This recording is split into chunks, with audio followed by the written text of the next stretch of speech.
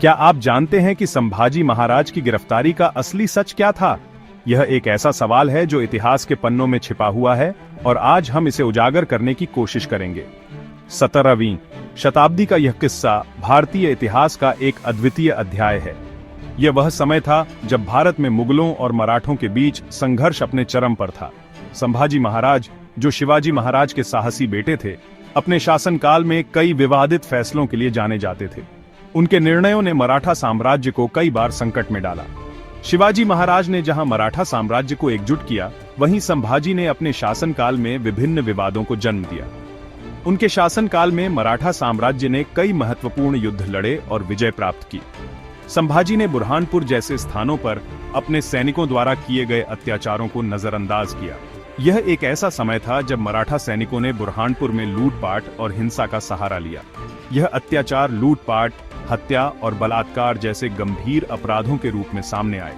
इन घटनाओं ने मराठा साम्राज्य की छवि को धूमिल किया और संभाजी की लोकप्रियता को भी प्रभावित किया।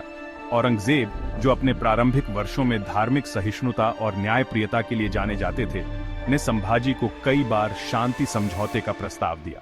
औरंगजेब ने संभाजी को अपने पक्ष में करने की कोशिश की ताकि दोनों साम्राज्यों के बीच शांति स्थापित हो सके। औरंगजेब ने संभाजी को अपने किलों का समर्पण करने, छिपे खजाने का खुलासा करने और इस्लाम धर्म अपनाने के प्रस्ताव दिए। यह प्रस्ताव संभाजी के लिए एक बड़ी चुनौती थी, क्योंकि यह उनके आत्मसम्मान और मराठा साम्राज्य की स्वतंत्रता के खिलाफ था। लेकिन संभाजी ने इन सभी प्रस्तावों को ठुकरा दिया और औरंगजेब के प्रति अपमानजनक टिप्पणी की। यह औरंगजेब के लिए एक बड़ा अपमान था और उसने इसे सहन नहीं किया। इस पर दरबार के उलेमा ने संभाजी को मौत की सजा सुनाई। यह निर्णय मुगल दरबार के लिए एक महत्वपूर्ण मोड़ था, क्योंकि यह मराठा साम्राज्य के खिलाफ एक कठोर कदम था। लेकिन यहाँ औरंगजेब की न्यायप्रियता देखने को मिलती है। उन्होंने तत्काल दंड देने के बजाय संभाजी को सोचने का समय दिया। यह औरंगजेब की एक रणनीतिक चाल थी, ताकि संभाजी को आत्मसमर्पण करने का मौका मिले। उन्होंने तत्काल दंड देने के बजाय संभाजी को सोचने का समय दिया।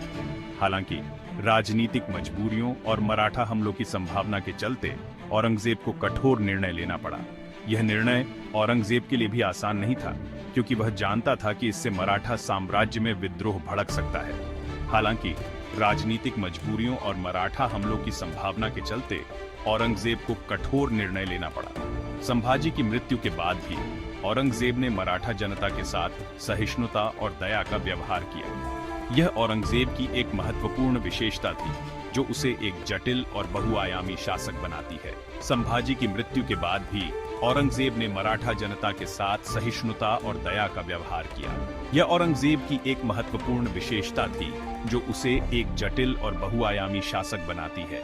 औरंगजेब ने मराठा जनता के साथ न्याय और सहिष्णुता का व्यवहार किया, ताकि साम्राज्य में शांति बनी रहे।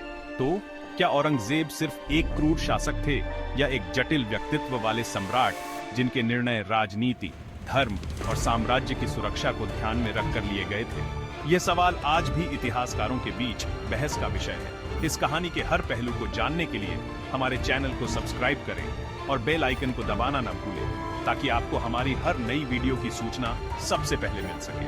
हम आपके लिए ऐसे ही रोचक और ज्ञानवर्धक वीडियो लाते रहेंगे। समाप्त।